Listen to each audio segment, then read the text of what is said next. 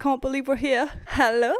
Là, c'est sérieux. D'avance, je vais dire s'il y a quelconque difficulté technique, éclairage, micro, whatever. Je suis déjà désolée d'avance, OK? Effectivement, on se retrouve aujourd'hui pour la deuxième partie de mon recap des Frères Scott, ou One Tree Hill en anglais. Si t'as pas encore regardé la première partie, je te recommande grandement de le faire. Dans tous les cas, j'assume un peu que t'as déjà regardé One Tree Hill. Dans la première partie, je raconte l'épisode 1 à 9 de la saison 1 des Frères Scott. Et dans cette partie-ci, je vais raconter les 12 derniers épisodes de la saison 1, donc épisode 10 à 22. It's gonna be a big one. Avant de commencer, je sais que t'es smart. Je sais que t'as constaté qu'il n'y a pas de jaune dans le tableau aujourd'hui. C'est tout simplement parce que, je dirais pas qui, mais une certaine rongeuse, dans mon appartement, aurait mangé toutes les bordures de mon tape jaune. Donc, j'ai plus de jaune. J'explique super rapidement.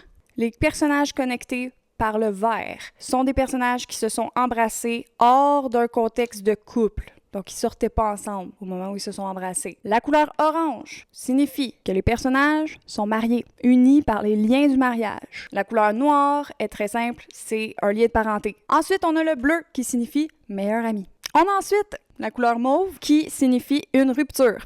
Et pour terminer, on a le rose qui signifie que ces deux personnages sont en couple, officiellement. Sans plus attendre, lançons-nous. L'épisode 10 commence le matin suivant l'épisode 9. Lucas se réveille et je ferai pas de commentaires sur le fait qu'il a dormi dans ses jeans. OK?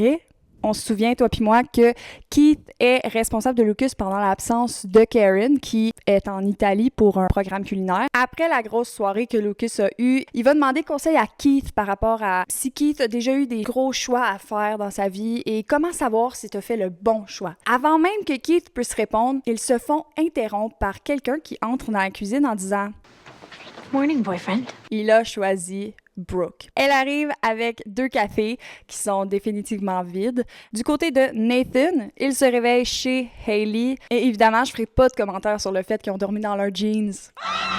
De toute façon, l'important, c'est que Hailey et Nathan ont une conversation sur leur intimité en tant que couple, comme quoi Hailey décide qu'elle veut attendre au mariage avant de officiellement copuler. Nathan la rassure en disant qu'il la respecte là-dedans et qu'il va être prêt quand elle va être prête. À l'école, Lucas explique à Hailey pourquoi il a choisi Brooke. Parce qu'évidemment, quand on prend des bonnes décisions dans la vie, on sent toujours le besoin de les justifier. Change is too hard. Like Brooke, who I understand is nice and easy. Excuse me. She makes me laugh. Okay, plus she's not covered head to toe in issues. Whatever you say, man. Whatever you say. Brooke, de son côté, va voir Peyton pour lui demander qu'est-ce qu'elle faisait hier chez Lucas. Et est-ce que Brooke joue la naïveté à ce moment-là ou est-ce qu'elle est vraiment complètement clueless? Je ne peux pas garantir. Les recherches et les statistiques n'ont pas démontré de résultats concluants, excepte que elle a l'air très clueless. Mais dans tous les cas, Peyton comprend que Brooke n'a pas entendu ce que Peyton a dit à Lucas. Peyton pose la question, est-ce que vous avez jasé? De quoi vous avez jasé hier? Brooke dit qu'ils n'ont pas parlé beaucoup pendant la nuit. Lucas voit Jake en train de somnoler. Lucas le taquine en disant « Ah, t'es fatigué? Who's the lucky girl? » Et Jake répond « Ah, tu la connais pas. » Jake a une fille qui s'appelle Jenny. Mais personne ne le sait, ça. Il y a juste toi puis moi qui le sait. Puis Jake. Puis Jenny. Au gym, les Ravens apprennent que les pratiques de basket sont temporairement suspendues. Ça fait pas mal le bonheur de toute l'équipe, sauf de Tim puis d'autres figurants dans l'équipe. Pour Jake, ça permet qu'il y ait un horaire moins serré. Il va plus pouvoir s'occuper de sa fille. Pour Lucas, ça va lui permettre de passer moins de temps avec Nathan, qu'il déteste, et plus de temps avec sa cocotte. Nathan, pour lui, ça va lui permettre de passer plus de temps avec Hailey et enlever un sujet anxiogène pour lui et dans la relation entre lui et son père. Plus tard, Lucas va essayer d'aller aborder Peyton à propos de ce qui s'est passé la veille. Peyton l'arrête tout de suite en lui disant « Écoute, c'était malaisant, on s'entend, c'était gênant. Fais comme si de rien n'était. » Et tout ce qu'il répond, c'est But I had no idea you were coming over last night. « Je pensais pas que t'allais être là.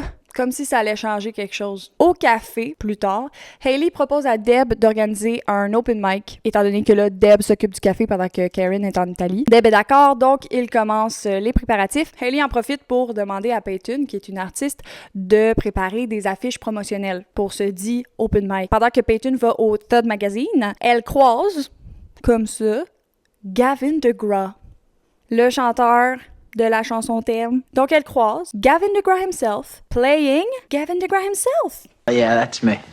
Qu'est-ce que tu veux de mieux? Elle le croise et elle lui dit « Bonjour Gavin ». Et elle lui demande « Veux-tu participer au open mic? Ça va être vraiment low-key. » Et il dit pas non. Imagine s'il avait ajouté Gavin DeGraw juste dans le but qu'ils disent comme « Non, je ferai pas le open mic ». Lucas et Brooke s'en vont au magasin pour acheter des condoms et de la crème fouettée. Je veux pas savoir ce qu'ils vont faire avec ça. C'est entre eux et eux. Pourquoi je parle de ça? Parce que Deb les surprend. C'est vraiment malaisant. Concrètement, cette scène-là change rien à la série, OK? Le but, c'était juste de montrer à quel point Lucas et Brooke sont un couple très passionnel et physique. Tandis que si Lucas avait décidé de sortir avec Peyton, il serait un couple un peu plus émotionnel et qui vont plus comme m'aider plus en profondeur, mais j'ai 24 ans. Pourquoi j'ai la mentalité d'un petit gars de 12 ans?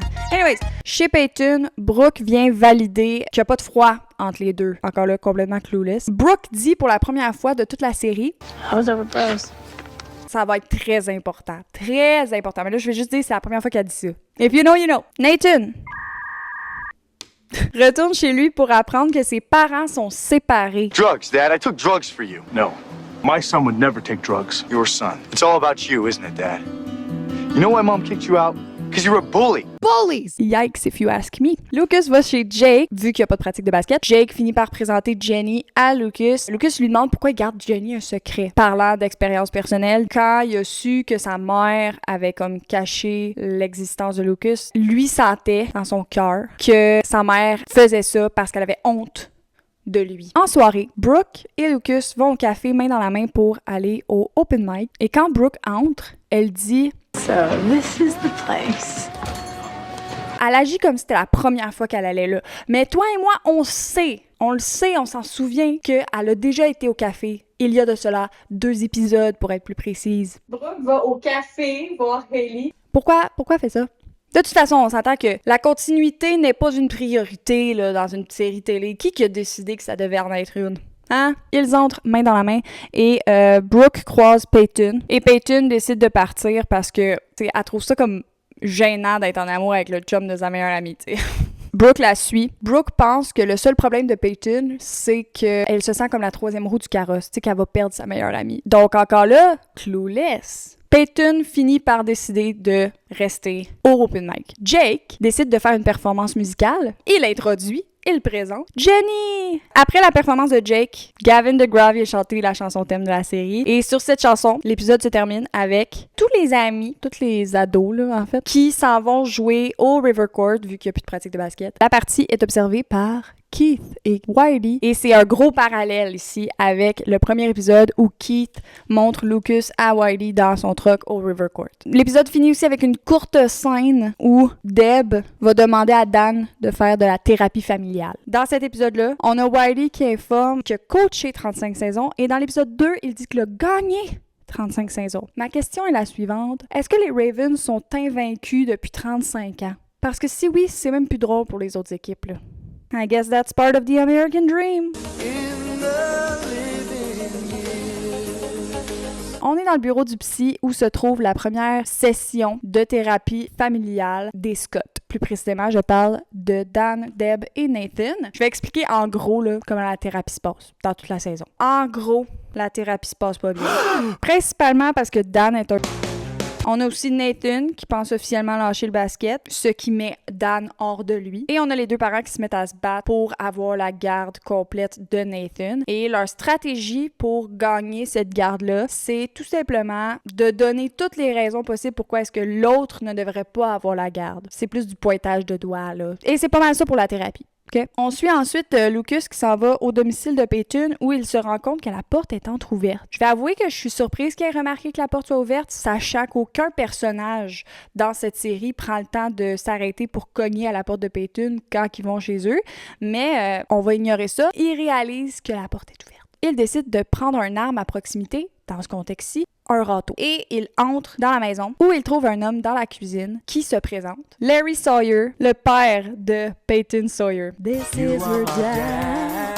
You're my dad! Wookie, wookie, wookie! C'est à savoir que Larry est un capitaine de bateau et il est parti là, pendant des longues périodes de temps pour le travail. C'est pour ça qu'il est rarement chez lui. Tu sais, pour s'occuper de sa fille, là.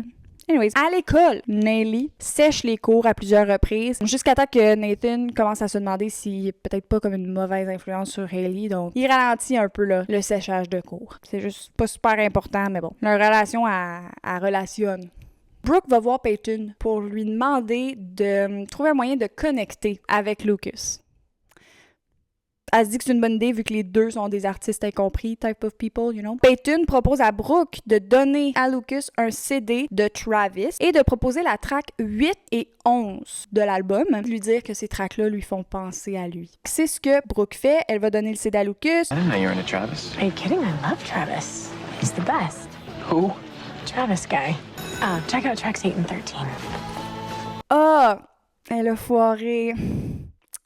Lucas connecte les points et réalise que le CD venait de Peyton, donc il va lui redonner en disant que Brooke savait même pas que Travis était un groupe de musique, pas juste un gars, et aussi qu'il y avait juste 12 chansons sur le CD, donc il n'y a pas de chanson numéro 13. Double foirage. Ils discutent un petit peu ensemble. Elle confesse qu'elle s'ennuie de son père quand il s'en va.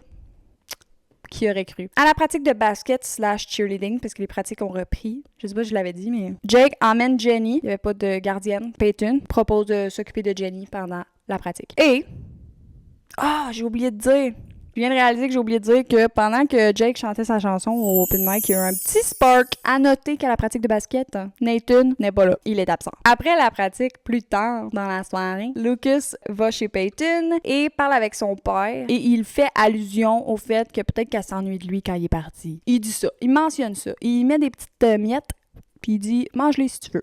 Donc, Larry finit par annoncer à Peyton qu'il y a un prochain contrat qui s'en vient en Nouvelle-Zélande qui durerait 3 à 4 mois. Sauf qu'il dit « Inquiète-toi pas, je vais refuser le contrat et je vais prendre un là, qui s'en vient qui va être juste 3 semaines. Puis après ça, je vais juste faire des contrats locaux. » Yay! Tout le monde est content. Son cœur d'artiste va être réparé. Tout ça, c'est vraiment chouette, mais je me demande quand même qu'est-ce que Lucas fait chez la meilleure amie de sa copine. Je comprends que vous êtes amis, là, mais... My guy. Come on. We both know what's happening here. You know? OK. Eh bien oui, mon micro n'était pas en train d'enregistrer au moment où j'étais en train de filmer. Je réalise seulement un peu plus tard. Alors, ça va être ça pour l'instant. Hihi! Là, on s'attaque à un gros épisode, donc je commence droit au but. Peyton est en vidéo chat avec son père. Il va être de retour de son contrat après-demain. Pour lui faire une surprise, elle demande à Lucas de réparer la vieille voiture de Larry. Que Lucas, il travaille au garage. Fait qu'il connaît ça. Chez Nathan. Ding dong! Il y a de la visite. Je vous présente Royal et May Scott. You answer the door in your underwear? For some reason, je les ai pas imprimés, ok? Mais en gros, Royal et May... Royal? Je peux te dire Royal? Royal? Ok, Royal et May sont les parents de Dan, donc les grands-parents de Nathan. Et les grands-parents de Lucas. Je viens genre de catcher ça. Pourquoi est-ce qu'ils sont là? Parce que c'est la fête de Dan cette semaine. Et ils sont là pour lui faire une surprise. Le seul problème, c'est que ils ne savent pas que lui et Deb sont séparés. Ils sont encore mariés, fait que la ligne orange tient toujours, mais sache qu'ils sont séparés. Ils n'habitent plus ensemble. Dan dit à Nathan de pas mentionner le fait qu'il veut quitter le basket, / qu'il a déjà quitté le basket, parce que ça ferait pas plaisir à Royal. Qui aurait cru que la pression sportive serait une tradition transmise de génération en génération? Ton arrière-arrière-grand-père. Pendant que Hailey est en train de travailler au café, qui vient pas visiter? Nul autre que Royal. Et il vient prendre des nouvelles de Karen et Lucas. Hailey mentionne que Karen est en Italie pour un programme culinaire. Royal semble très fier de ça. Quand il lui demande c'est quoi son nom pour qu'elle fasse le message, il lui dit juste qu'il est un vieil ami. Interesting. Pendant que Lucas est en train de réparer la voiture de Larry, en fait, il est pas vraiment en train de la réparer, il est juste dans la voiture avec Brooke et ils sont en train de frencher. Pendant qu'il french, Brooke tire sur son collier. Il dit genre « Ah, c'est pour ça que tu m'as acheté ce collier-là? » Moi, je pense que la raison pourquoi elle l'a acheté, c'est parce que peut-être que Lucas a des problèmes inflammatoires puis elle voulait qu'il porte du peu noisetier. Moi, je pense que c'est pour ça, là. Peyton les voit en train de frencher dans l'auto, puis là, il y a un malaise. Elle semble contrariée, mais pas à cause du frenchage. Elle explique qu'elle est stressée à l'idée là, de l'ouragan qui a été annoncé qui pourrait mettre en danger son père, qui est sur un bateau. À partir de là, il y a vraiment 2 événements principaux qui se passent dans cet épisode-là, fait que je vais y aller un événement à la fois, OK? Pour commencer, le souper de fête de Dan. Au souper, on a Dan, Royal, May, Deb, Nathan, qui a invité Hailey, et qui, parce que c'est son frère, tu vois, qui a invité Whitey. Quand Hailey voit Royal, elle connecte les points et lui dit de pas mentionner qu'il était au café. Voici les missions pour la soirée. Dan et Deb doivent faire à croire qu'ils sont toujours ensemble, étant donné que ses parents ne savent pas qu'ils sont séparés. Aussi, Nathan ne doit pas mentionner qu'il a quitté le basket et Hailey ne doit pas mentionner qu'elle a croisé Royal au café. Est-ce qu'on commence à prendre les gages sur la réussite de ces missions? Personne? OK. Royal commence le souper fort en questionnant Nathan sur ses performances sportives. Dan répond à sa place, ce qui irrite Royal. May demande qu'on parle pas de sport à table. Dan s'excuse et Royal demande à Nathan une autre question sur son jeu et va jusqu'à comparer les performances de Dan et de Nathan. Ce qui, évidemment, les irrite, mais est irrité de la conversation qui tourne encore autour du sport et Royal est irrité que May soit irrité. Tant qu'à moi, tout le monde devrait avoir un petit peu de noisetier ici, là. Royal dit que Dan aurait été un champion de basket si c'était pas de sa blessure au genou qu'il a vécu, mais coupe la conversation en disant que quelqu'un devrait aller chercher le gâteau. Hailey se propose et demande à Nathan s'il veut l'accompagner. Pendant qu'ils sont dans la cuisine, Hailey en profite pour confesser à Nathan qu'elle a croisé Royal au café. De retour à la table, Dan souffle ses chandelles et tout le monde est content. Royal demande une autre question sur le jeu de Nathan. Dan dit qu'il a déjà répondu à sa question et Royal dit que depuis tantôt, Dan fait juste éviter le sujet, comme s'il cachait quelque chose. Nathan avoue à ce moment-là qu'il a quitté les Ravens. Dan dit que Nathan, il fait juste dire une menterie. Actually, il a pas quitté l'équipe, il est juste en pause pour l'instant. Royal dit à Nathan qu'il a pas d'affaire à garder des secrets comme ça et c'est là que Nathan décide de mentionner. En passant, je sais que t'es allé au café visiter Karen. Il reste juste une mission, là. Il faut que vous montriez que vous êtes encore ensemble, les amours, OK?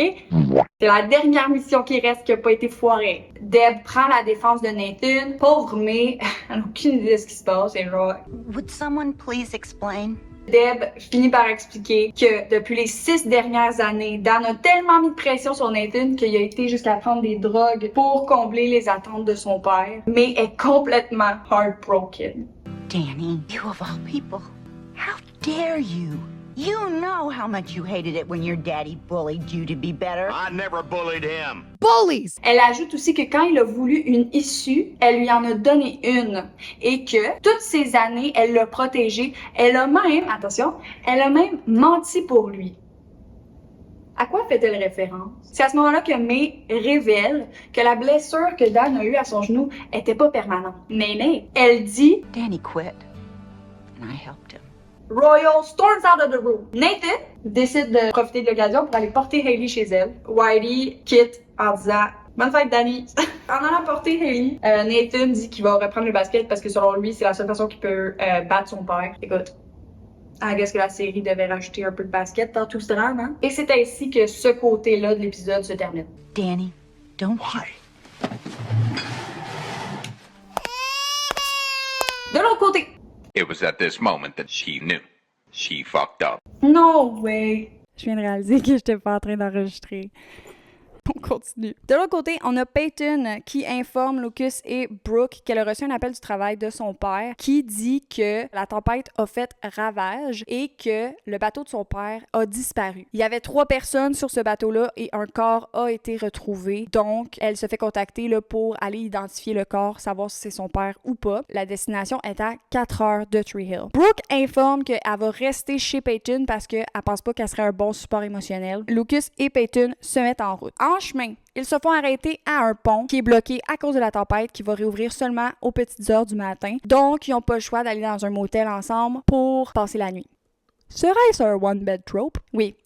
Pendant la nuit, évidemment, Peyton a vraiment de la misère à dormir, donc elle joue avec un bracelet que son père lui a donné à son anniversaire. Lucas la rassure, puis il essaie de dormir. Voilà. Le lendemain matin, arrivé dans la pièce où se trouve le corps, le coroner, le médecin, whatever, il lève le drap, le verdict. You are not the cause. Donc, c'est pas Larry. Ils se remettent en route quand tout d'un coup, mon poignet est drôlement léger. Elle a perdu son bracelet. Donc, ils vont le retrouver dans la chambre d'hôtel. Elle se met à pleurer. Lucas lui fait un câlin. Il se regarde dans les yeux. Il French. Quoi? Oui. C'est ça, ils se mettent à Frencher. Et c'est très étrange qu'ils French étant donné qu'on sait que Lucas est en relation avec Brooke. Et bien sûr que la ligne rose est là depuis le début de la vidéo. Je viens pas juste de la mettre là parce que j'avais oublié, là. Donc, ils sont en train de s'embrasser et les choses procèdent jusqu'au lit. Je vais pas rajouter de ligne de Frenchage, elle est déjà là. Pendant qu'ils continuent de s'embrasser sur le lit, le pur noisotier de Lucas s'en mêle dans les boucles de Peyton. Et c'est ça qui déclenche un moment de clarté de la part de Lucas, réalisant que le collier vient de Brooke et que, oups, t'es en train d'embrasser sa meilleure amie. Oups, je me suis trompée de fille. Oups, oh! Sur le chemin du retour, Lucas essaye de parler avec Peyton de ce qui vient de se passer, you know. Elle lui dit comme, ça voulait rien dire, fait juste, parle-en pas. Didn't mean anything. It didn't? Of course it did.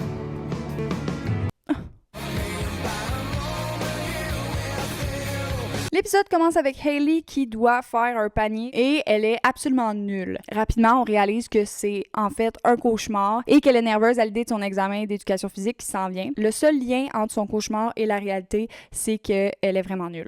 Quelle coïncidence, elle sort avec le meilleur joueur de basket de l'école. Elle lui demande de l'aider et étant donné qu'elle passe son examen, Nathan lui dit qu'elle lui en doit une. You owe me one, c'est ce qu'il dit. Mais genre, you owe me one, you know. Lucas va voir Peyton dans le corridor de l'école pour lui demander où il se situe par rapport à la situation de la chambre du motel et avoue qu'il ne veut pas / ne peut pas cacher comment il se sent envers Peyton et qu'il veut pas non plus cacher ce qui s'est passé entre eux. Sauf que Lucas l'embrasse de même en plein milieu du corridor. Cachez-vous mieux, au moins. Là. Donc, ils décident qu'ils vont l'annoncer ce soir à Brooke pendant là, qu'ils font un makeover de la chambre de Peyton. Le sujet continue plus tard à la bibliothèque où Lucas questionne Peyton par rapport à est-ce que je me sens comme ça? Est-ce qu'on se sent si passionné à cause du sentiment d'interdit? Ou est-ce que c'est vrai? Sauf qu'ils s'entendent que c'est vrai, là, qu'ils se sentent vraiment we're in love. Et ils s'embrassent à la bibliothèque. Et qui les voit du coin de l'étagère? Hailey! Hailey les surprend et elle n'est pas contente. Avec raison. Ce soir-là, ils sont en train de vider la chambre de Peyton pour le makeover. Et pendant que Lucas n'est pas dans la pièce, Peyton s'en va pour avouer à Brooke ce qui se passe. Sauf que Brooke la coupe et genre non, j'ai quelque chose à dire avant. Puis on sait dans les séries ou les films, quand quelqu'un a besoin d'annoncer quelque chose, puis là quelqu'un dit attends, je veux commencer par. Et c'est tout le temps le genre. Il aurait fallu que ce soit dans le sens inverse, là, tu sais. Brooke dit à Peyton qu'elle commence à vraiment se sentir comme qu'elle tombe complètement en amour avec Lucas. Non! Donc, ça coupe Peyton dans son élan, on va dire. Pendant que Brooke entend la musique qui joue dans la pièce, elle dit « Hey, c'est quoi le nom de cette chanson-là? » Et Peyton dit que la chanson s'appelle... It's Tegan and Sarah. I know that, but what song? Don't confess. Peyton et Lucas doivent réévaluer leur plan et décident qu'ils vont lui avouer demain soir, après avoir été chercher Karen à l'aéroport. Parce que oui, Karen revient demain. Et c'est Keith qui va aller la chercher. Et Keith est au café et il parle avec Deb, là, comme quoi il est vraiment excité de revoir Karen. Parce qu'on se souvient, quand ils se sont laissés à l'aéroport, ils se sont donné un béco. Il sent vraiment que c'est comme le début de sa vie, tu sais, de sa vraie vie qui commence, là. Peut-être c'est... What was that? Attends 2 secondes. Est-ce que le drapeau est à l'envers? Oh merde! C'est sûr que Keith est nerveux à l'idée que pendant qu'il était en Italie, ses sentiments depuis avaient peut-être changé. Et oui, le drapeau était à l'endroit tout le long, OK?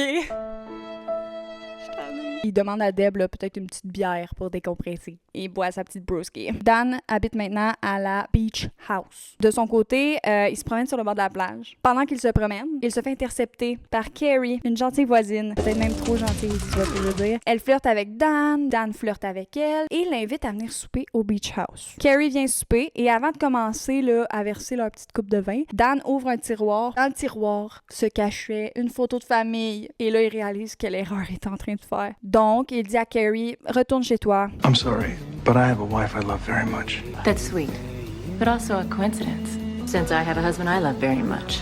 But then again, our spouses aren't here, are they? Deb arrive. C'est là que Carrie elle comprend le message et décide de partir. Dan lui dit que c'était complètement inoffensif. C'est juste la voisine. Elle avait un steak de trop. Qu'est-ce qu'elle allait faire? Pas l'inviter?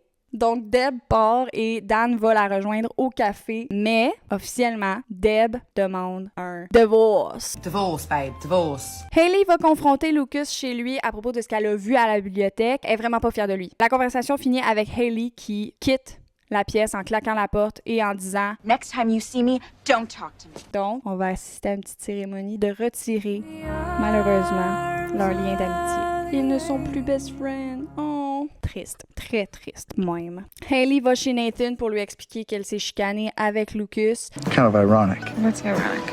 Lucas being a jerk. Well, because that used to be my role, right? I mean, this whole thing started because I was just trying to mess with Lucas. Est-ce qu'il vient juste de dire sa vote?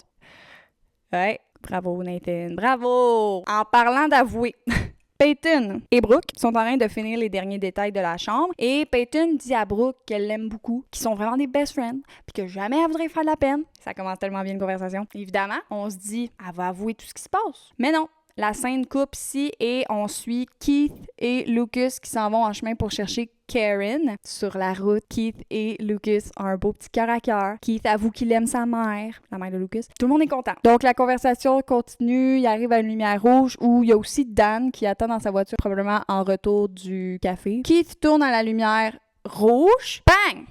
Accident de voiture. Dan est témoin de la situation, donc rapidement, il court à la voiture, il va sortir Keith de la voiture. Kate lui dit d'aller chercher Lucas. Lucas est inconscient. Dan embarque Lucas dans sa voiture, roule jusqu'à l'hôpital à toute vitesse. Des médecins arrivent, gros brouhaha. Les médecins expliquent que, étant donné que Lucas est mineur et qu'il va avoir besoin d'être opéré, il a besoin de l'autorisation d'un gardien légal. Donc, il demande à Dan, « Êtes-vous son gardien légal? » Et Dan répond, « He's my son. He's my son. » End scene. Keith est examiné. Il y a seulement une commotion et le médecin demande à Keith « Combien de verres est-ce que tu as bu ce soir? » Oups! Ensuite, on voit Karen qui est à l'aéroport et qui finit par recevoir un appel de Keith, l'informant de la situation. Elle n'est plus en Italie. Elle est maintenant en Caroline du Nord. L'épisode termine avec Lucas qui est en pleine opération quand soudainement, flatline. Lucas, don't! No, Lucas!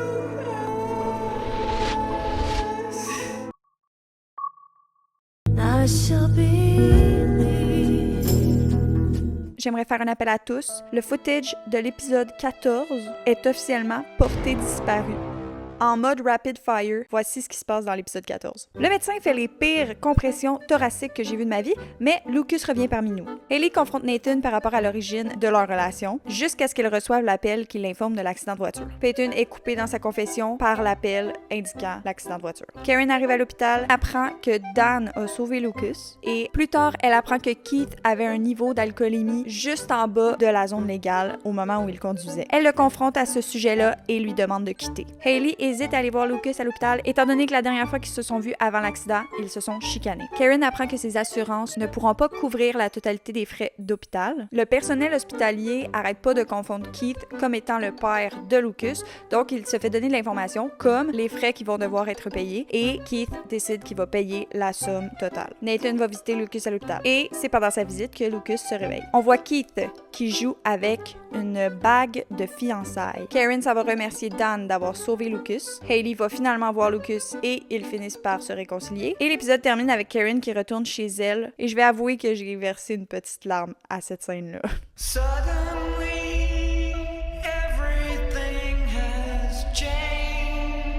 Épisode 15. OK. À ce point-ci, les situations là, ressemblent à ça. Hailey et Lucas se sont réconciliés. Lucas est fâché contre sa mère qu'elle soit fâchée contre Keith. Keith est vraiment triste et promet à Karen qu'elle va finir par le revoir comme il était avant. Aussi, il va à la banque pour demander un prêt qui est refusé. La banque voit qu'il a retiré toutes ses épargnes et il voit ça comme un haut risque là, de faire un prêt à quelqu'un qui a tout retiré son argent comme ça. Et il décide de vendre son garage. Jake commence à travailler au café où Jenny est installée là, dans une bassinette derrière le comptoir. Fait qu'il peut travailler puis avoir sa fille en même temps. Évidemment, Karen comprend sa situation. Peyton et Lucas n'ont toujours rien avoué à Brooke. La situation entre Nathan et ses parents continue d'escalader, devient de plus en plus lourde. Deb et Dan continuent encore de se chicaner pour qui va avoir la garde de Nathan. En médiation, Dan dit que ce serait vraiment dangereux là, que Nathan habite chez Deb, étant donné qu'elle l'a même déjà menacé de le poignarder dans son sommeil. I want you out of this house, or so help me God, I will stab you in your sleep. Quand Nathan se plaint de toute sa situation à Hailey, elle lui propose d'aller faire des recherches à propos de ses droits dans la situation. Il apprend, dans le fond, que c'est lui qui va pouvoir décider avec quel parent il décide d'habiter et il annonce ça à ses parents. Ses parents voient ça comme encore plus une compétition. Eux, ils voient ça comme un genre de... Fight. Tout continue dans la mauvaise direction. Quand Lucas revient de l'hôpital, il voit que sa chambre a tout été réorganisée et c'est Brooke qui a fait ça pendant qu'il était parti. Elle dit que c'est sa façon là, de l'accueillir après son accident puis de montrer qu'elle est vraiment une bonne copine. Et évidemment, Lucas, il entend ça puis il se dit « c'est la parfaite occasion pour rompre. » Are you breaking up with me? I'm sorry. Apparently not enough. Officiellement, une ligne mauve. Ils ont rompu, you guys. Oh. Alright. Peyton est avec Hailey au centre commercial où elle croise Brooke qui est sur un banc toute seule en train de pleurer. Et c'est là qu'ils apprennent que dans le fond, Lucas vient de rompre avec elle. Plus tard, Lucas clavarde avec Peyton pendant qu'elle est en live. Elle est vraiment plus froide avec Lucas. Étrangement. Plus tard, Brooke va chez Lucas pour venir lui porter du thé, pour l'aider pendant sa convalescence. Et Karen l'invite à faire du scrapbooking avec elle sur genre des photos qu'elle a prises en Italie pis tout ça.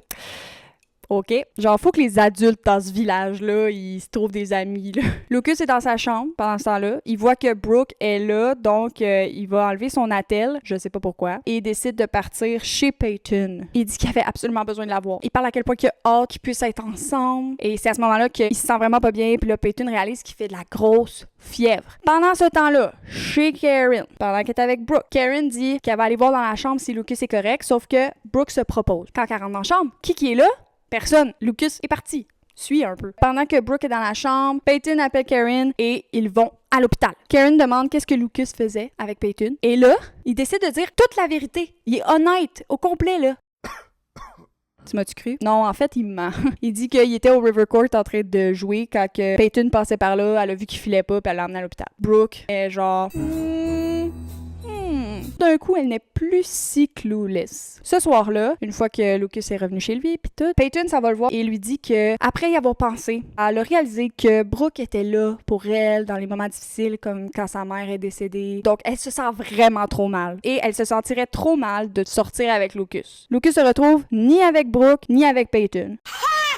Nathan et Hailey sont au café. Ils jasent pis tout. Puis là, Hailey, elle parle que... Je sais pas si tu savais, mais je joue un peu de piano puis je chante un peu, là. Puis là, Nathan, il est genre « Ah, tu veux-tu chanter une chanson? Tu me devais une faveur. Comment fais ça pour moi? » Et là, elle chante. L'épisode se termine avec la chanson en fond. Et Brooke va chez Peyton. Brooke finit par lui dire I don't know what hurts worse. You and Lucas sneaking around behind my back or you lying about it to my face. The next time you want to steal my boyfriend, you might want to turn that thing off. He meant everything to me, Peyton. And I was ready to try and be his friend if that's what he needed. Now I don't really care if I see either one of you again. On peut se permettre. Adieu, ligne d'amitié. Officiellement, Brooke déteste Lucas et Peyton. C'est établi. Dan donne une Mustang à Nathan. Et c'est surtout pas pour l'influencer, là, d'habiter chez lui et tout ça. Aussi, Dan dit à Nathan que sa mère lui cache des affaires. Est-ce que Deb aurait un secret? Oups. À l'école, Jake demande à Peyton de babysit Jenny pendant qu'il va être au mariage d'un cousin et elle accepte. Étant donné que Lucas se retrouve sans cocotte, il décide de se lancer à fond dans la réhabilitation là, de son épaule et Wiley voit ça puis là il trouve que peut-être qu'il exagère un peu, il se pousse trop fort puis là, il pourrait empirer sa blessure. Bref, il le suspend de l'équipe pendant un certain temps. Sauf que Lucas, ayant besoin d'une distraction des filles et du basket, décide d'aller dans un bar et frenchie avec la première fille qui flirte le moindrement avec lui. Logique. La fille est comme un peu genre rebelle, not like the other girls. Elle l'emmène dans le centre commercial pendant qu'il est fermé et ils vont frencher dans un carrousel. La fille, elle se présente, elle s'appelle Nikki. Où est-ce qu'on peut bien la mettre? Elle rentre-tu ici? On va rajouter French. Lucas is really out there kissing everyone, OK? Après leur petite session dans le carrousel, Lucas emmène Nikki au café et elle finit par quitter en douce pendant que Lucas a le dos tourné. What a mysterious girl! Oh well. Dan voit que Keith a mis son garage à vendre, donc il propose une entente avec Keith, comme quoi il achèterait le garage. Sauf que Keith, il est pas cave, le gars, là. You must really think I'm an idiot. Il réalise, il se dit non, si t'achètes le garage, tu vas être le boss pis tout, pis je veux pas travailler pour toi, fait que non, je préfère perdre mon garage que de travailler pour toi. Finalement, Dan contre-argumente qu'il veut juste aider son grand frère, tu comprends? Même si Dan achèterait le garage, pas grave, il laisserait quand même le rôle de boss à Keith. Keith finit par signer le garage à Dan, et je sais que personne n'aurait vu ça venir, mais Dan finit par s'approprier le garage, il fait le boss, il achète des nouvelles machines que Keith comprend pas comment ils fonctionnent. Il engage même quelqu'un pour être le boss de Keith. Guess I'm your new boss. Donc, Keith démissionne. Alors, le garage est maintenant à Dan et Keith est sans emploi.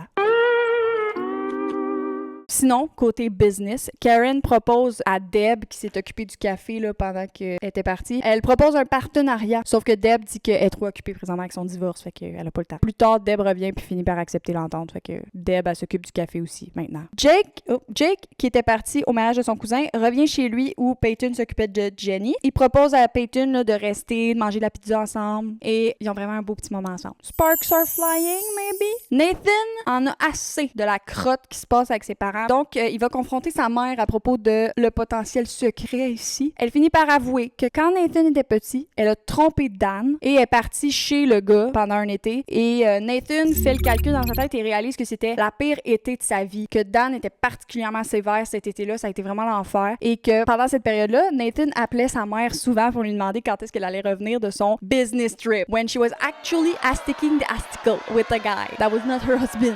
Alors Nathan est définitivement bouleversé et il décide de prendre des mesures légales pour se divorcer de ses parents. Emancipation, je crois. Sheryl Crow vient faire un caméo. Cool. Lucas réalise qu'il fait beaucoup de mauvais choix dernièrement. Je sais pas de quoi qu'on parle. Donc, il va comme prendre un petit moment là, pour aller s'excuser à pas mal tout le monde qui a fait du mal. Okay? Aussi, il dit qu'à partir de maintenant, il va faire des bons choix. Est-ce que c'était un bon choix, ça, Lucas? Après la soirée avec Jake, Peyton retourne chez elle. Pendant que Jake nettoie là, le reste des boîtes de pizza et tout ça, il voit que Peyton elle a fait un beau dessin de Jenny. Oh, trop cute. Sauf que là, le moment est interrompu par quelqu'un qui cogne à la porte. Oui, bonjour. Qui est à la porte? Nikki. Et elle demande... So, how's my daughter?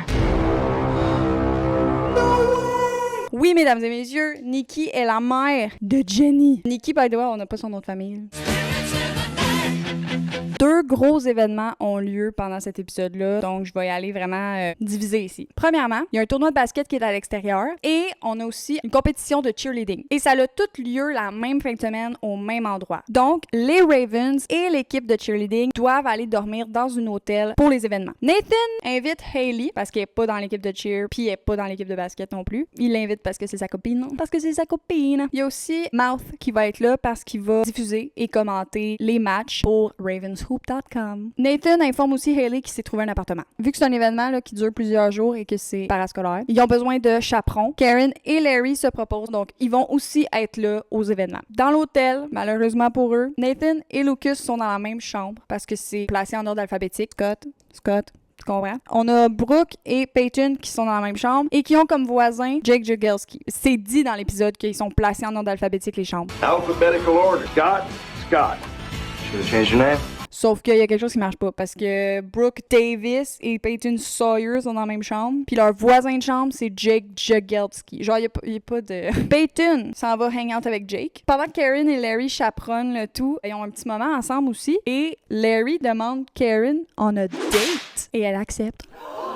La partie de l'épisode là, qui a rapport avec la compétition cheerleading donne vraiment le même feeling que Bring It On, le tout pour le tout, qui est normal parce que le premier film est sorti en 2001. Puis là, ça se passe en 2004. Fait en gros, pour faire ça bref, la partie compétition cheerleading, ce qui se passe. On a Brooke, qui est la capitaine de l'équipe de cheer, qui veut absolument battre les champions des dernières années, qui est leadée par Claire Young. Je savais pas où l'ajouter, mais on a la première apparition de Bevan Mirsky. Elle est pas tant là pour le reste de la saison, mais elle est importante dans les autres saisons. Pendant la pratique, Brooke est vraiment bossy. Et là, Claire, la capitaine de l'autre équipe, elle vient là intimider Brooke. Peyton prend la défense de Brooke. Là, tu te rappelles, il n'y a plus de lien d'amitié ici, là. Mais Peyton prend la défense de Brooke et c'est vraiment un moment ici là, de Brooke will remember that. Brooke dit « Ah, leur chorégraphie doit même pas être tant bonne que ça. » Et on a Mouth ici présent qui arrive et qui dit « Non, actually, it's really good. » Je l'ai vu puis j'ai pris le temps de la mémoriser. Fait que je vais vous montrer à quoi elle ressemble. Fait que là, Mouth performe, OK? Il performe la chorégraphie de l'autre équipe. Brooke est vraiment inquiète, elle est comme « Oh my gosh, ils sont vraiment bons. » Et aussi, on a une des cheerleaders qui doit retourner chez elle parce qu'elle a la varicelle. Donc là, ils sont moins une personne, ce qui les empêcherait de compétitionner. Elle demande à Mouth de prendre la place de la fille, sauf que là, Mouth est genre « Non, je peux pas, je suis ici pour une raison, tu comprends? Mais je peux vous aider à créer une nouvelle chorégraphie, par exemple. » Et Peyton se propose pour créer un nouveau mix musical. Et pendant ça là, il demande aussi à Hailey de remplacer la fille. Elle finit par accepter. Et Hailey finit par officiellement être une des cheerleaders d'ici la fin de l'épisode. Elle remplace, mais elle finit par rester. Après une nuit blanche de pratique, les filles s'en vont à la compétition, font leur performance. L'équipe de Claire finit par gagner. Mais Brooke reçoit un trophée pour la meilleure chorégraphie. Ce qui me mélange un peu parce que je me dis, si on gagnait meilleure chorégraphie, pourquoi ils n'ont pas gagné point? Genre, isn't that what cheer is about?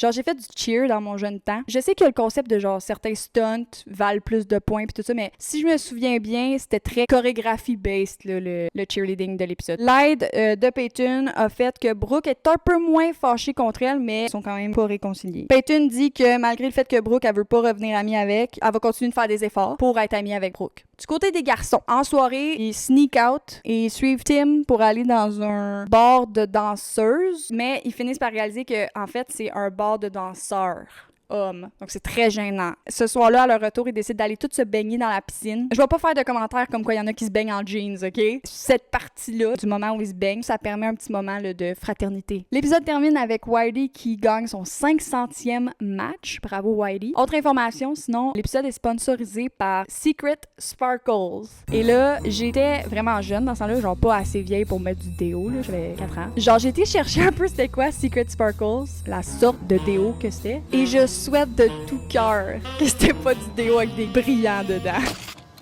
OK.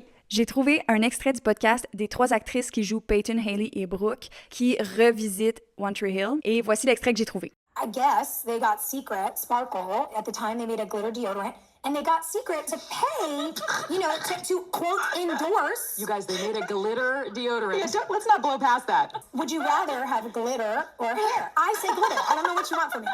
Je sais pas pourquoi ça me dégoûte un peu, mais avoir des glitters en dessous des bras, là, c'est vraiment très Y2K.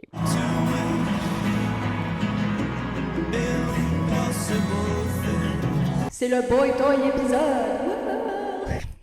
J'explique. Il y a un événement qui s'appelle Boy Toy et c'est où les garçons de l'école se pavanent sur une scène et sont mis aux enchères pour une œuvre de charité. La personne qui achète un des garçons doit passer la soirée avec lui jusqu'à minuit et il y a une règle qui est mentionnée plusieurs fois où à la fin de la soirée, ils doivent se donner un bisou. OK? Ça va être important, je crois. Ça, c'est Boy Toy. Alors, on commence l'épisode à cet événement-là. Hailey prévoit acheter Lucas, étant donné que ça fait longtemps qu'ils n'ont pas passé du temps ensemble entre meilleurs amis. Peyton, ici, qui a 87,53 et elle veut acheter Jake. Brooke, ici, veut acheter pas mal n'importe qui pour se changer les idées. Donc, n'importe qui, sauf Lucas, of course. Donc, ça, c'est les plans. Est-ce que c'est ce qui va se passer? On verra.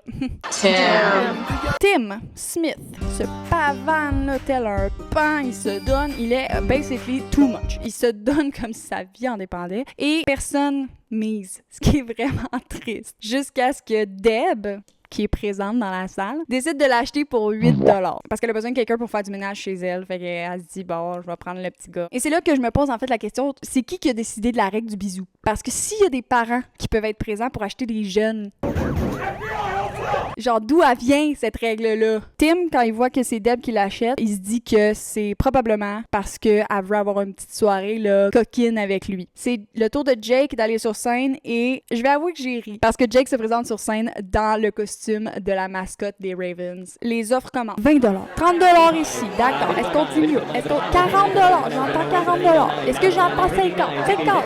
J'entends 50 derrière. Oh my God. Calmez-vous. 75$. Et là, Peyton finit avec 87,53 sous. Et quelqu'un crie $100. Vendu pour 100$ à qui? Le Jake regarde dans la salle. Il voit pas.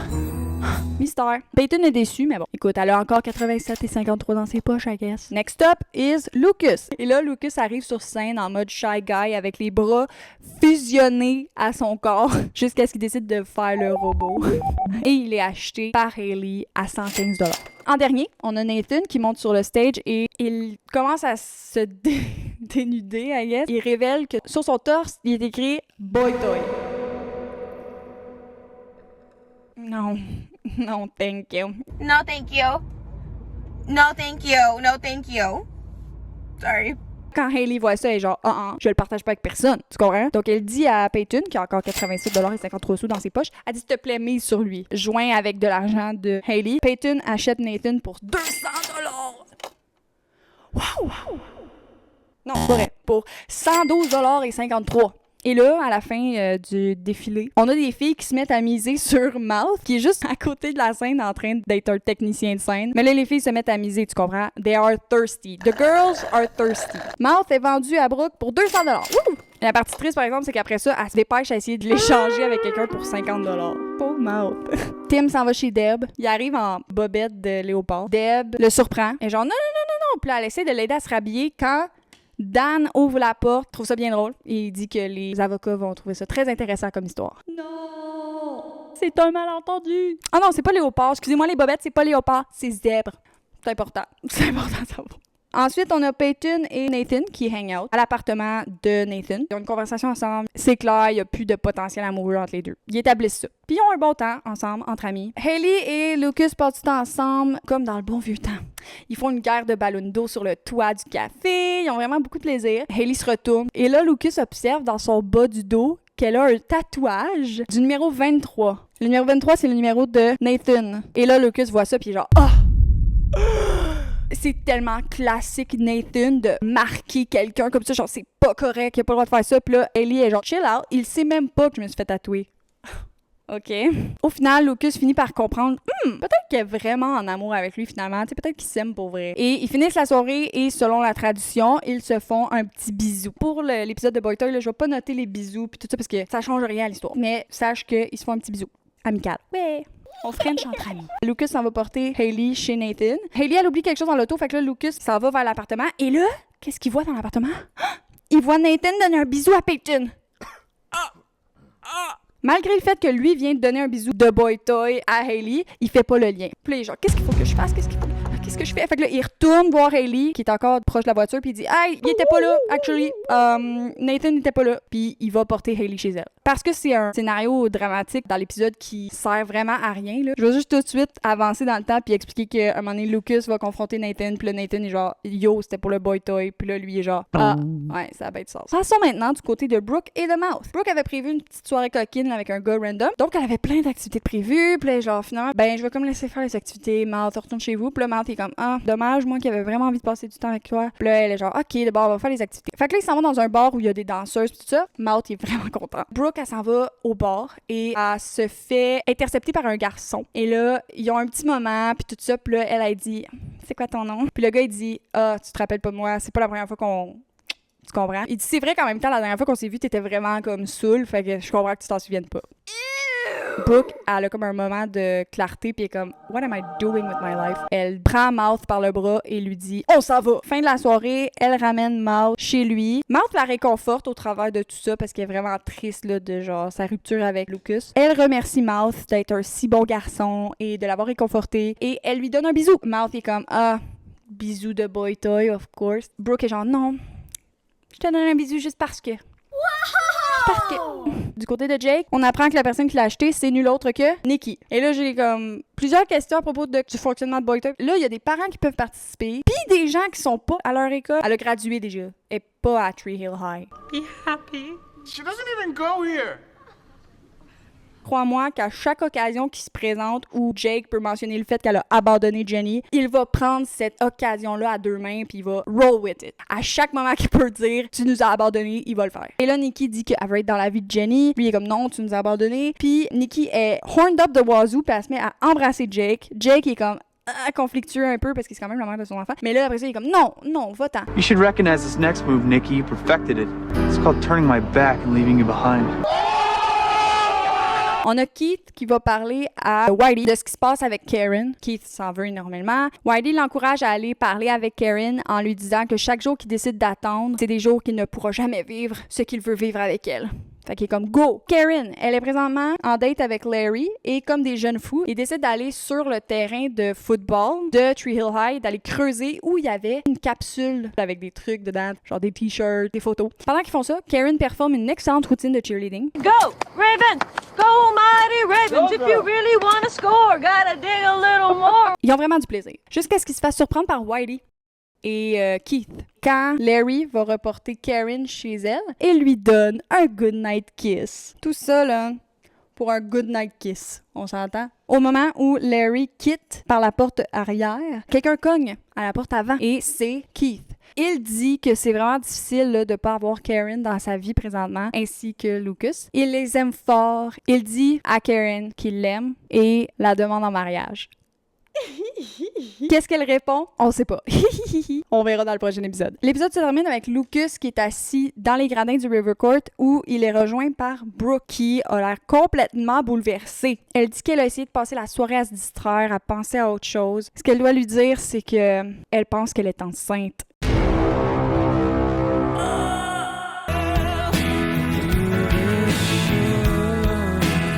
On reprend où on s'est laissé. On a Lucas qui demande à Brooke si elle a fait un test de grossesse. Elle dit que non. Donc, ils s'en vont faire ça. Et le test est positif. Lucas freak out, mais dit qu'il va être là pour elle. Il va la supporter peu importe son choix. Malgré le fait que lui aussi a peur, il va être là pour elle. Elle lui dit qu'elle va gérer ça toute seule, qu'elle a pas besoin de lui. On est maintenant avec Karen et Keith. Oui, on est rendu là. Où Keith vient tout juste la demander en mariage. L'offre est refusée. Malheureusement, Karen refuse la demande en mariage de Keith. Elle explique que le timing est pas bon, premièrement, et aussi, en allant en Italie et tout ça, elle a réalisé qu'il y avait plus que Tree Hill dans la vie, qu'elle devait apprendre à se connaître au-delà de juste être la mère de Lucas. Hailey s'en va réveiller Nathan à son appartement le lendemain matin et il aperçoit son tatou. Un processus se passe dans sa tête pour qu'il finisse par dire qu'il comprend pas pourquoi est-ce qu'elle fait quelque chose de permanent comme un tatou dans son dos, mais qu'elle est pas prête à coucher avec lui. Parce qu'évidemment, c'est la même chose. Rapidement, il réalise que ça n'a aucun sens qu'est-ce qu'il dit, puis il s'excuse, puis il se réconcilie. Aussi, il lui avoue qu'il est en amour avec elle et drop le L-bomb. I love you, Hailey. Trop chouette! À un certain moment, Dan se pointe chez Nathan pour lui dire qu'il va arrêter de le supporter financièrement, que s'il veut être indépendant, il va être indépendant à 100%. Son père ne lui donnera plus d'aide. Et il lui dit qu'il reprend la Mustang, à condition que Nathan décide de revenir chez Dan. Sauf que Nathan est solide dans son idée, il reste en appartement, alors prends ce que tu as besoin, je m'en fiche. Et ça fait réaliser à Dan que Nathan, il est sérieux à propos de son déménagement et de son indépendance. À l'école, on a Nikki qui se pointe. Encore une personne qui va pas à l'école. Pourquoi est-ce que les gens ont juste le droit de rentrer à l'école ou ils vont pas? Bref. Nikki se pointe à l'école et elle vient intimider Peyton parce qu'elle a vu que Peyton était chez Jake puis qu'il se passe un petit truc entre les deux. Lui dit qu'elle sera jamais la mère de Jenny puis tout ça. Plus tard, on a Lucas qui s'en va annoncer à sa mère que Brooke est enceinte. Karen le gifle, totalement sous le choc, mais elle finit par fondre en larmes et elle avoue que Dan avait demandé à Karen de mettre fin à sa grossesse quand elle a appris qu'elle était enceinte de Lucas. Ça vient jouer dans la tête de Lucas, évidemment. Lucas va demander de l'aide à Jake, qui vient tout juste de vivre le même genre de situation. Lucas dit qu'il aimerait ça être là pour Brooke, mais elle veut pas lui parler. Il apprend aussi que Nikki est la mère de Jenny, ce qu'il savait pas encore. Brooke et Lucas vont chez le médecin pour savoir si elle est vraiment enceinte. Le médecin dit qu'il va appeler Brooke pour lui donner plus d'informations. Quand les deux sortent de la clinique, on a Dan qui passait en voiture par là et qui les voit sortir de la clinique. Et il se dit « Ouh! » C'est ça qu'il se dit. À l'école, Lucas est encore là, évidemment bouleversé à propos de la grossesse de Brooke. Elle est vraiment froide avec lui. Lucas finit par lui dire que at the end of the day, il sait même pas si c'est lui le père connaissant sa réputation. Tu comprends ce qu'il veut dire? Et là, ça fâche encore plus Brooke. Avant de pouvoir répondre, elle reçoit un appel du médecin et en raccrochant, elle dit à Lucas que oui, c'est lui le père, c'est sûr. Maintenant que Keith n'a plus son garage et qu'il n'a plus de potentiel avec Karen, où on pourrait dire he has no money and no prospect and he is frightened, il décide qu'il va quitter Tree Hill. L'épisode se termine avec Lucas qui va chez Brooke pour s'excuser de comment il lui a parlé. À ce moment-là, Brooke lui avoue qu'elle lui a menti et que quand le médecin a appelé, il a confirmé qu'elle était pas enceinte. Mais elle a continué de faire croire qu'elle était enceinte à Lucas comme une vengeance du fait qu'il l'ait trompée. L'épisode finit sur Everybody Hurts et je peux pas m'empêcher de juste voir Dwight dans sa voiture pendant ce temps-là.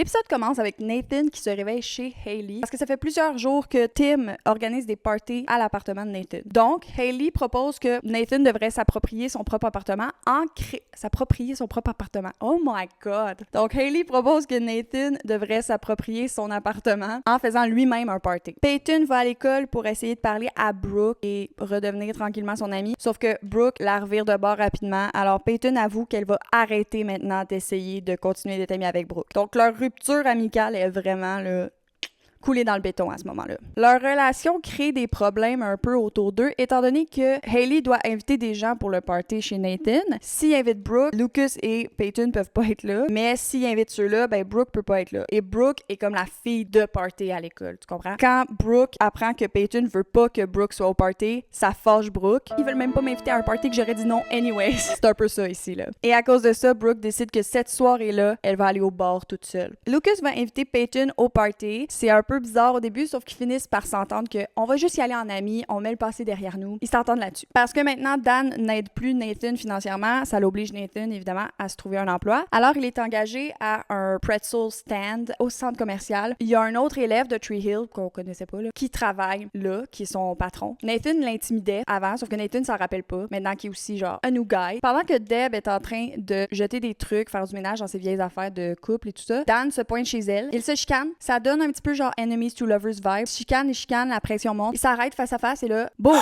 Ils se mettent à frencher. Le frenchage mène à copulation. Ils ont un petit moment ensemble après, puis sont comme, pourquoi on peut pas retourner à comment c'était avant? Deb avoue qu'elle pense que ça n'a jamais vraiment fonctionné, en fait, leur couple, et qu'elle veut quand même divorcer. Le soir du party, Nathan travaille, donc il essaye là, de sortir plus tôt de son shift, sauf que comme j'ai dit, la personne qui est son boss, c'est un gars qui intimidait. Le gars, il essaye un peu de lui faire la vie dure tranquillement. Il remarque aussi justement que Nathan n'est plus vraiment le gros intimidateur qu'il était avant, donc il le laisse partir plus tôt pour aller au party. Brooke est au bar, et elle voit Nikki, et ils commencent à parler ensemble et s'entendent sur le fait que les deux n'aiment pas Peyton. Et elle développe une petite camaraderie. Du côté du party, même si c'est censé être un petit party tranquille, qui aurait cru, il y a beaucoup plus de gens que prévu. Il y a eu du bouche à oreille et là, il y a une tonne de personnes qui se pointent à l'appartement, ça devient chaotique. Hailey est complètement débordée par tout ça et Nathan n'est pas encore revenu de son travail. Elle essaie de gérer tout ça, sauf que Brooke et Nikki arrivent au party et là, all hell breaks loose. Elles se sont dit, allons foutre la pagaille. Nikki s'approche de Peyton en mode confrontation, genre, c'est quoi ton problème? C'est quoi ton problème? Et là, Peyton finit par répondre, It's called you, bitch. Puis là, bang! Ils se battent. What? Officiellement, la bataille commence. Tout le monde est comme, what the heck is going on? Lucas et Tim séparent les deux filles qui sont en train de se battre et Nikki annonce qu'elle a hook up avec Lucas. Peyton est vraiment déçue qu'il ait fait ça. Nikki a vraiment décidé de foutre la merde. Là, tout le monde la regarde, ils sont en mode You need to leave! C'est exactement après la bataille que Nathan arrive. Il arrive en même temps que la police qui remarque qu'il y a un party et qu'il y a eu du underage drinking. Et là, la police arrête Nathan. Là, Nathan vient d'arriver, fait qu'il est comme non, vous comprenez pas, là, genre, je viens d'arriver, là. Mais, étant donné que c'est son appartement, c'est lui qui est tenu responsable du underage drinking, donc, Nathan se fait arrêter. How about that for responsibility? Dan va payer le bail de Nathan, donc Nathan finit par sortir et dit qu'il le ramène chez lui, c'est-à-dire chez Dan. Donc, fini l'appartement pour Nathan. Mais Nathan est comme, non, je suis un grand garçon, je retourne à mon appartement. Et Lucas, qui est là, dit à Dan, You might want to think before you start trying to make a case for what a great father you've been. What do you know about me being a father? Exactly. Dan se fâche et lance à Lucas que Karen dit pas toute la vérité sur leur passé. Genre, il garoche cette information-là. J'en conclus que Karen aurait un secret. Du côté de Brooke, elle pensait pas que ça allait dégénérer à ce point-là. Ensemble, elles s'entendent qu'elles ne sont plus des ennemis jurés maintenant, mais qu'elles sont pas des amis. Ils sont juste plus des ennemis, tu comprends? On a aussi On the Side Keith qui passe une entrevue dans une autre ville et il est pris. Il va enseigner, donner des formations pour des garagistes. On a aussi Lucas qui va s'excuser à Peyton. Je te le dis, au moins la saison 1, Lucas, tout ce qu'il fait, c'est s'excuser à tout le monde. Fait qu'il va s'excuser à Peyton d'avoir hook up avec Nikki. Elle lui dit, elle est surprise de voir que Lucas devient quelqu'un qu'elle aime vraiment pas. L'épisode se termine avec Deb qui continue de ranger ses choses de son passé, là, donc des trucs d'école, des trucs par rapport à son mariage. Et cette scène-là est transitionnée vers Keith qui fait la même chose, là, basically, qui lui aussi range des choses étant donné qu'il déménage. Les deux ont le même album de finissant. Cette scène-là me donne envie de jouer à un jeu. Quel âge a Keith? Bonjour mesdames et messieurs, bienvenue au jeu Quel âge a Keith? Voici quelques indices de la série qui nous indiquent l'âge de Keith. Premièrement, Keith est le grand frère de Dan, donc il est plus vieux. Dan a gradué en 1986, la même année que Deb Scott. L'album de Finissant représenté dans la scène avec Deb est de 1986. Voici quelque chose qui ne fonctionne pas. Eh bien, Keith a le même album de Finissant, 1986. Alors, quel âge a Keith? Personne? Personne peut savoir? J'explique mon problème ici, là. J'ai passé des heures à rechercher sur différentes sources pour savoir quel âge avait qui. Il y a certains sites qui me disaient qu'il avait 32 ans. Ce qui voudrait dire qu'en 1986, il avait 15 ans. Ce qui fait pas de sens, parce que c'est le grand frère de Dan qui aurait gradué à 17, voire 18 ans. Donc, il faut qu'il soit plus vieux. C'est sûr, il faut qu'il soit plus vieux. C'est son grand frère. Donc, il pouvait pas avoir 15 ans en même temps que Dan avait 17-18 ans. J'ai aussi eu comme réponse qu'il était né en 1965. Et là, on est en 2004. Ça veut dire que selon mes calculs, en 1986, l'âge où il aurait supposément gradué, il avait 21 ans. Alors, pourquoi il y a un album de 1986? Et là, ça veut-tu dire que c'est son album de quand il était à l'université? Ben non, c'est le même album. C'est littéralement le même album. Donc, on sait pas quel âge a Keith. On sait pas. Donc, j'ai abandonné là, de savoir il y avait quel âge. Puis à the end of the day, est-ce que c'est important de savoir il y a quel âge? Pas nécessairement, mais pourquoi il y a le même album? Anyways, I'm done. Lucas se fait réveiller à 6h du matin par Nathan qui l'encourage à venir s'entraîner avec lui pour se préparer pour les playoffs qui s'en viennent. On peut aussi commencer à dire que Lucas et Nathan sont amis. Je mettrai pas une ligne bleue parce qu'ils sont pas best friends, tu sais. Ensuite, quand Lucas revient, il va voir Karen pour lui mentionner là, son potentiel secret, savoir qu'est-ce que Dan voulait dire par là. Et elle lui avoue qu'à un certain point, Dan a voulu jouer un rôle dans la vie de Lucas. Sauf qu'elle a refusé. Elle voulait qu'il n'y ait aucun pouvoir sur leur vie, donc c'est pour ça qu'elle a refusé. Donc là, ça joue un peu dans la tête à Lucas de savoir que Dan aurait voulu être dans sa vie. En même temps, ils apprennent que Keith déménage. À la pratique de basket / cheerleading, on a Brooke qui va voir Peyton et elle parle ensemble de Lucas comme quoi Lucas has outsmarted the both of us. Et sur cette prémisse, elle décide de redevenir, et je quote, Hoes over Bros. Dans le meilleur des mondes, je voulais pas que les lignes se croisent, mais j'ai pas le choix. Larry is stuck in the middle. En même temps, pendant la pratique, du côté des garçons, on a Whitey qui annonce qu'il pourra pas coacher le premier match des playoffs, étant donné qu'il faut qu'il se fasse opérer. Et évidemment, quand Dan apprend ça, il se porte volontaire comme tribu. Il est en mode, c'est mon occasion de coacher. Whitey dit, jamais de la vie, mais Dan passe par-dessus Whitey, là, il va voir les directeurs puis tout ça, et il devient le coach des Ravens. Pour seulement un match, mais il va être quand même là pour quelques pratiques. On est justement témoin là, de Coach Dan pendant une pratique qui abuse de son sifflet. Abuse. Je l'ai utilisé une fois dans la vidéo, ce sifflet-là, et je sais même pas si ça va être dans le montage, OK? Il a rien demandé, ce sifflet-là. En gros, le pouvoir lui monte à la tête. Qui aurait cru? Vu que Brooke et Peyton sont maintenant amies, pendant que Peyton est en train de s'occuper de Jenny, elles vont au centre commercial. Elles sont en train de parler ensemble quand tout d'un coup, elles regardent dans le carrosse et Jenny n'est plus là. Où est-elle? Où est Jenny? Jenny! Je peux enlever ça. Quand il tourne les yeux à 2 cm à côté du carrosse, on a Nikki qui a Jenny dans ses bras. Les filles lui disent de remettre Jenny dans le carrosse, sauf qu'elle refuse. Elle dit « Non, c'est ma fille, je veux juste aller magasiner avec elle. » Et elle part avec Jenny. I'm still Jenny from the block. Don't get confused by those rocks. Les deux filles regardent autour d'elle pour trouver un gardien de sécurité et finissent par appeler le 911 et aussi en même temps d'appeler Jake. Quand Jake arrive et que Nikki revient avec Jenny, elle dit quoi, je suis la mère du bébé, genre c'est pas grave si je pars avec. Et là les policiers sont comme ah t'es la mère. Puis elle est comme ouais. Ils sont genre pourquoi vous avez appelé pour rien? Life could be worse. No, not really. This is the worst. This is the worst. This is the worst. Mm-hmm. Yeah. Anyway. Et ça l'inquiète Jake du fait que Nikki est prête à tout pour avoir Jenny. Parce que là, Nikki, officiellement, décide qu'elle veut avoir la garde de Jenny. Donc là, ça l'inquiète. Il se dit, si elle est prête à faire ça, qu'est-ce qu'elle est prête à faire d'autre? Il va tous nous mettre en danger.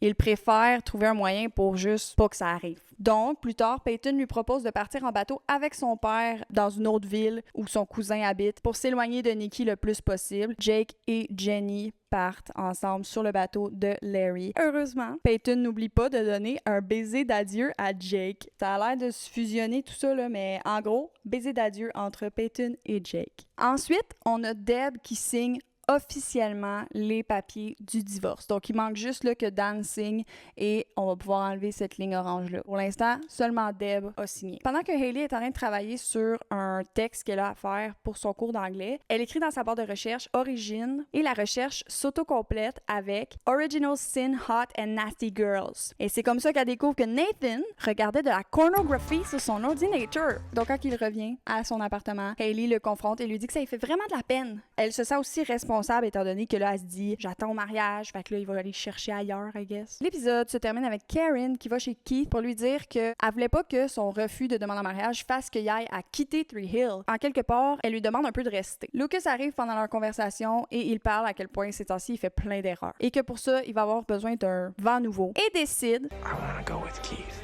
I want to leave Tree Hill.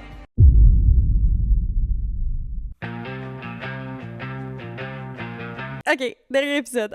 Fait qu'on a Nathan qui va s'excuser à Hailey pour avoir regardé de la pornographie, puis il comprend que ça lui fasse de la peine. Et ils s'embrassent sous la pluie. Pendant qu'ils vont se sécher à la maison, ils partagent un petit moment et elle finit par lui dire qu'ils vont le faire ce soir après la game. Genre, ils vont copuler, you know. Étonnamment, Nathan, il dit pas non. Jake qui est parti en bateau, il veut pas là, que Nikki sache qu'il est parti pour pas qu'elle puisse avoir Jenny. Il faut que ça reste secret. Mais on a Brooke qui s'en va dans un bar parler avec Nikki. Brooke dit à Nikki qu'elle va lui dire où est-ce que Jake est parti.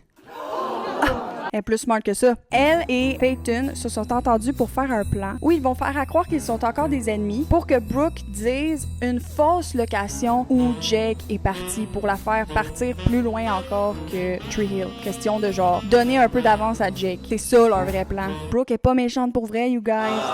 On est maintenant au match où c'est Dan qui est le coach. Il pousse Lucas à jouer malgré le fait que sa blessure à l'épaule, tu te rappelles. Pendant la partie, Lucas se fait pousser directement sur son épaule qui est blessée et l'infirmier dit à Dan que Lucas devrait arrêter de jouer. Sauf que Dan dit à Lucas que l'infirmier a dit « C'est correct, dans le fond, c'est toi qui décides si tu joues pas. » Fait que là, Lucas est genre « Ok, je vais continuer de jouer. » Il est blessé, mon gars, il est blessé!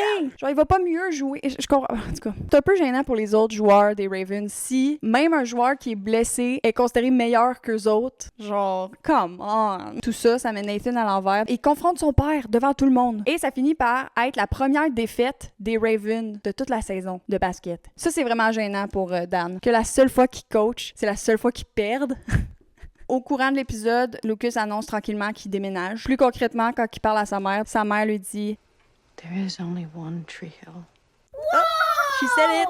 She said the name of the show, you guys! Maintenant, on a Keith qui s'en va chez Deb pour lui dire qu'il déménage. Et, tu sais, ils ont tout le temps eu une bonne relation. Ils se sont tout le temps bien entendus, étant donné que les deux aussi, ils aiment pas Dan. Fait que, je veux dire, ils ont ça en commun. Elle lui demande aussi, tu sais, qu'est-ce qui s'est passé dans leur vie pour qu'ils finissent par être si brisés. Lui, il dit que ce qui s'est passé, c'est qu'ils sont tombés amoureux. Les gens qui ont décidé d'aimer ont décidé de pas les aimer en retour. Oh, Keith! Come on, Keith! Il a vraiment le cœur brisé, le gars. Deb regarde Keith très sérieusement en écoutant ses beaux mots très poétiques et ils finissent par frencher. Pas juste frencher, ils finissent aussi par actually copuler. Alors, ils ont officiellement copulé, you guys. Pendant que le frère de Dan et sa femme, qui est encore techniquement sa femme, sont en train de vivre un moment intime. Dan a perdu le match de basket. Il est dans le bureau de Whitey et il est vraiment fâché. Il est vraiment fâché d'avoir perdu. Il retourne chez lui, vraiment fâché, et trouve Keith et Deb emmitouflés dans des couvertures devant le foyer. Tout ce que Keith et Deb font à ce moment-là, c'est juste comme... Oupsie! Oups! C'est maintenant le lendemain et c'est le temps pour Keith et Lucas de déménager. Dan, lui, est chez lui à la beach house. Il commence à signer les papiers de divorce, tu comprends? Sauf que... Oh non, on peut pas l'enlever tout de suite parce que... Qu'est-ce qui se passe-t-il? Crise cardiaque en live. Crise cardiaque en live! Dan est en train de faire une crise cardiaque. Il tombe sur le sol. Au même moment, heureusement, Deb se pointe. Cette scène-là se termine là. Avant de partir, Lucas s'en va porter une lettre à la porte de Peyton, sur laquelle il est écrit « Pour Brooke et Peyton ». Il passe chez Nathan pour lui dire « Bon ben bye, je m'en vais ». Et là, pendant qu'il parle avec Nathan, il voit Hailey passer dans le corridor, emmitouflée dans des couvertures, et elle semble nue sous ses couvertures. Fait que là, Lucas est genre « Come on, Hailey, t'as dit t'allais attendre au mariage. Comment? » Et là, c'est là que Hailey a dit « We did. We did wait. » Hein? Elle montre sa main gauche où se trouve une alliance. Et elle lui dit « We got married last night. » Hailey est maintenant Hailey James Scott. Ils se sont Et c'est la fin de la saison 1! Qui aurait cru qu'on se rendrait là? Certainement pas moi. Donc, mille merci d'avoir regardé. C'est absolument fou. N'hésite pas à aimer la vidéo. Aussi, si tu veux un recap de la saison 2, honnêtement, je vais avoir besoin d'énormément d'encouragement. N'hésite pas à l'écrire dans les commentaires. S'il te plaît, recap de la saison 2. Et peut-être que je vais en faire une. J'ai le goût, mais je vais avoir besoin d'encouragement. Et si tu as regardé jusqu'ici, dis-moi c'est quoi tes moments préférés de la saison 1. Dis-moi ce que t'en penses. Et on se voit dans une prochaine vidéo, I guess. Bye! Bye tout le monde. Bye. What I where I'm going.